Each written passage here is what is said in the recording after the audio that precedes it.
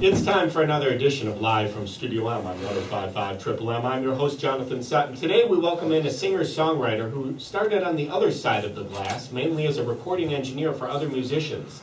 But his immense talent and a chance encounter at a touristy spot in Nashville changed a lot of things. We'll talk to him about making music, how he lived so close to recording legends but didn't even know it, and what it was like growing up in a place that, at least in one respect, was stuck in the 1920s.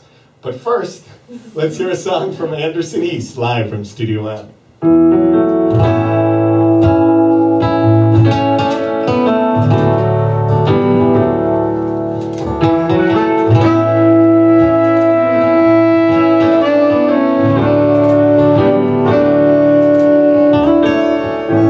There's a girl in Shelbyville that gave her life to Jesus. First Antioch Baptist Church, when Daddy preaches. She's pretty as her mom, and she brings me to my knees. She could be an angel, Lord, she's bringing out the devil in me. Lord, forgive me for what I'm thinking. Saturday night, I'm hot and I've been drinking. Here comes tomorrow morning across the yard. I look over and I see her smile. And about my head, and the choir sings, Lord, forgive me. She's bringing out the devil in me.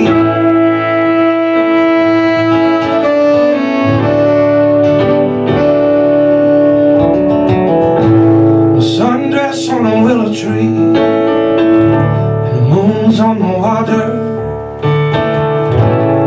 I know the Lord's real good to me. Look at that preacher's daughter, 'cause she's my delight, and she brings me to my knees. She could be an angel, Lord, she's bringing out the devil in me. Lord, forgive me for what I'm thinking. Oh, 'cause it's Saturday night, I'm hot and I've been drinking. Here comes tomorrow morning across the yard. I look over and I see her smile. About my head, and the choir sings,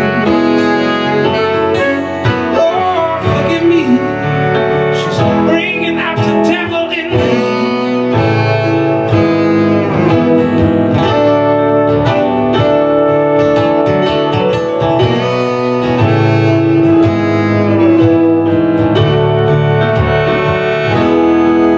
Lord, forgive me for what I'm thinking.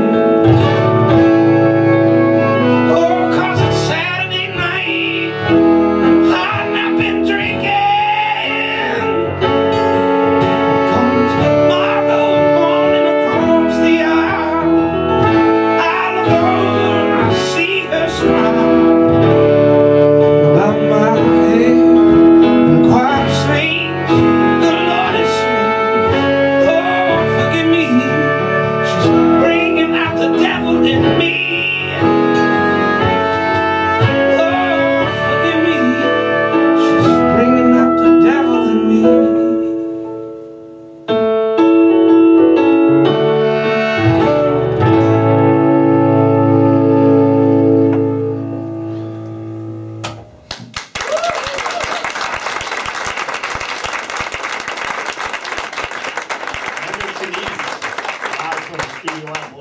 Next here at 105.5 Triple M.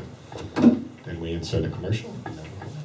We're back live from Studio M with Anderson East, and man, I know you're tired. You were just playing in Chicago, and then you come up here, and it feels like the middle of the night. But man, if that's you at like a quarter speed, holy cow! Oh, thank you.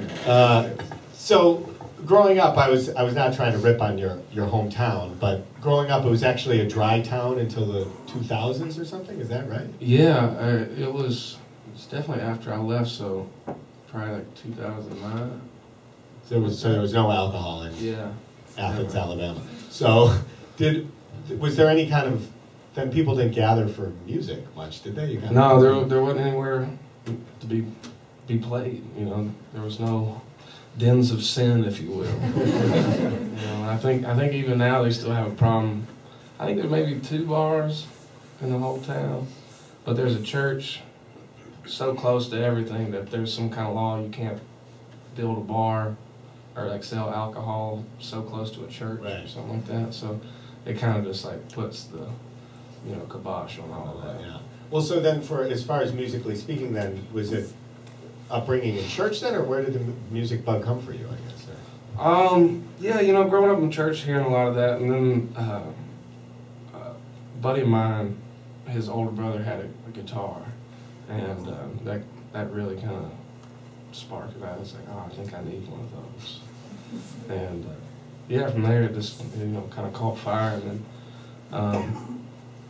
then we'd get the musician friend magazines, and they had all these like little tape recorders, and so for like one Christmas, my mom got me this like 4-track Tascam tape recorder, and it was just the most fascinating thing in the world.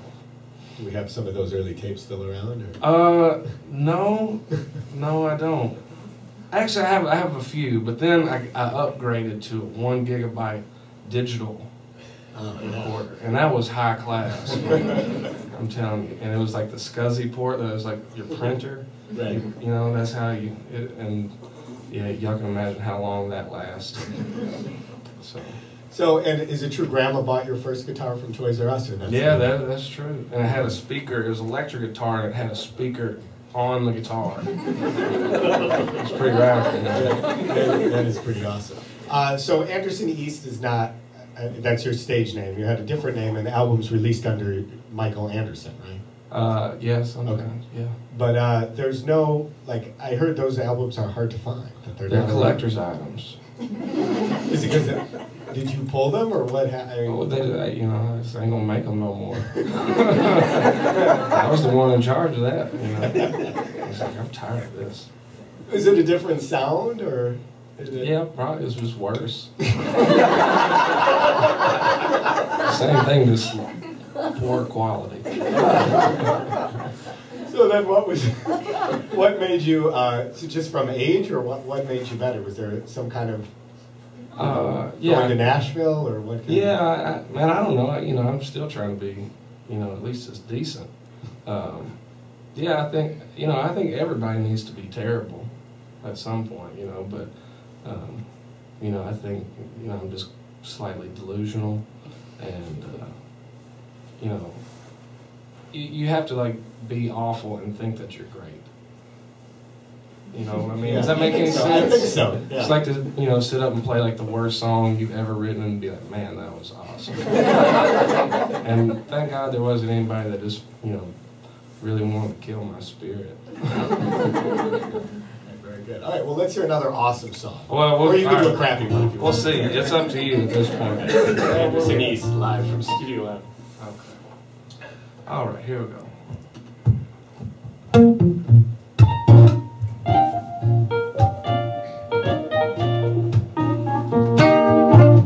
Well, baby, I'm burning, yearning inside,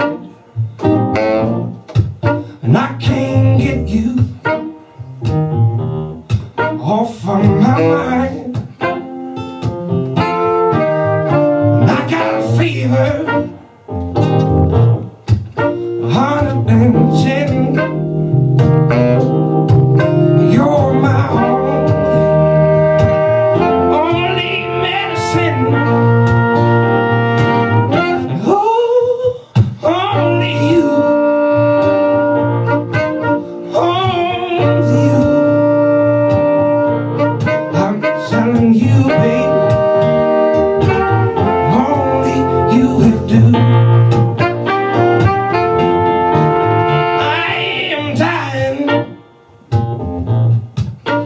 crying me.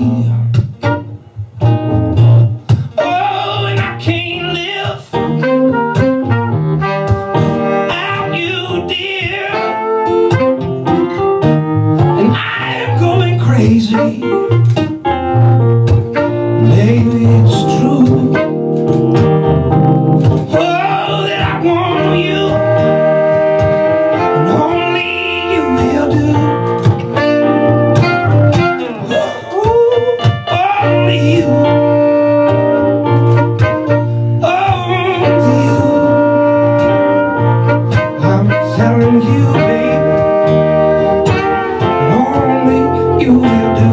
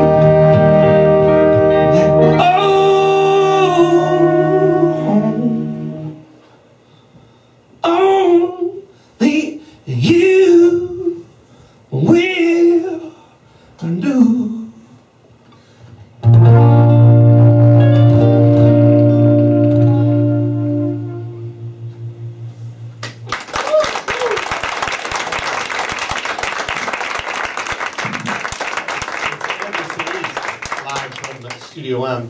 So this album, Delilah, that you've created, it was recorded, everybody's in the studio together, right? Not horn guy shows up and does one part and leaves. You did it all, like a live recording? Well, the horns did come later. They did Oh, come sorry, later. that was a bad example. Yeah, that was a bad example. But everything else, is in the room. We had to give people time to actually write a part, actually think some things through. And the studios, Fame Studios, some people know, I mean, it's pretty famous, but not everybody knows it real well. But growing up, you kind of didn't know that it was nearby? No, I didn't really have any idea. Yeah, it was much later on. Well, actually, I went, one of my good friends, his dad is actually Little Richard's guitar player, has been for ages, and his dad lived in Muscle Shoals, but we never really gone over there or anything. And then we went to a Christmas party after Muscle Shoals Sound had moved from its original location to, now it's a different name now, I don't know what it is, but yeah, and I was like, oh man, I didn't even know this existed over here. And I was probably 15 or so, something around then. And so, did you ever bump around at your friend's house and Little Richard showed up or something? No, never happened like that. But I was at a Taco Bell not too long ago, and Richard was driving through the drive-thru, and I waved at him. Seriously? Yeah. And then one night were you working the drive-thru or what? No, I was just sitting there, and then I was like, that's Little Richard. In an Escalade, driving through the Taco Bell drive-thru. Pretty amazing. But he actually lives downtown at a Holiday Inn in Nashville. Really? And yeah, I had enough to drink one night, and I was like, I'm gonna go meet Little Richard. And I went and I tried to call his room, and they were like, no sir, Mr. Richard's not taking any phone calls. I tried. Is it a holidome? Do they have a pool? I don't know, I've never stayed there. Oh. I have my own house. All right, so but then when you did record there, and you came in and the session, just that feel there, because don't they have tons of pictures of the wall of, famous people who've Oh been there? yeah, for sure. But we didn't do the record there. Okay. We did a live record of like songs from the record, if that makes any sense. cut the record pretty much live, but then went to Fame and did a live version of what we already did live. Yeah. It's a way to sell another. Yeah, well, I don't think you can buy it, but okay. I don't know, man. I'm not the marketing guy. There's people that seem to think they know what they're doing. We're talking to Anderson East live from Studio M. The producer for this album, I heard a story that you were like playing at a place that you're kind of almost embarrassed you were playing there because it's super touristy. Or yeah. Could you tell us a little bit about that? Yeah, it was the Bluebird. If any of y'all seen the television show, you might be familiar with it. And a lot of the people that are in the audience that night are familiar with the television show.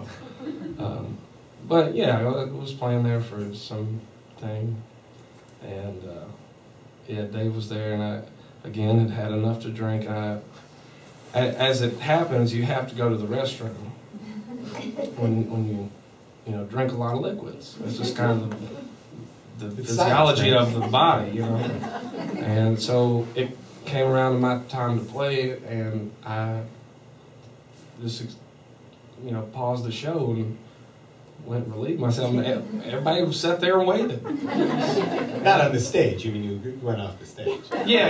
I went somewhere else. Okay. So they haven't asked me back since, but I mean, I guess I could have done it and wouldn't have mattered.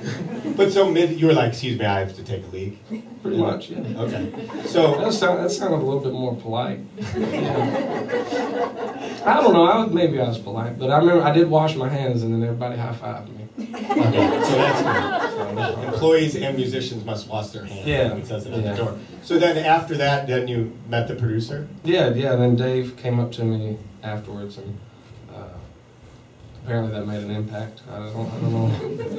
And yeah, he kind of is like, hey, I like your stuff, and it's like I'm a producer here in town, and in Nashville, like your cab driver's written like every George Strait song ever imaginable. So I was like, all right, yeah, sure, man, I got you. It's like, who are you? What's some of the records you working on? He rattled off some names I didn't understand, and then he said this guy he's working on this guy Jason Isbell's record, and so I was like, oh, my ears perked up because I've been a fan of Jason's for a long time. It's like, well, if Jason's going to trust this guy with making some of his music, I'll pay attention to him. And yeah, then we just became friends ever since. And where did you find all these guys? Well, we actually found Phil here at Fame. We called down there to an engineer buddy of ours, and Phil was in school at UNA down in Florence. And we said, you want to go on the road? And then he said, yes. So he ain't been back to school yet.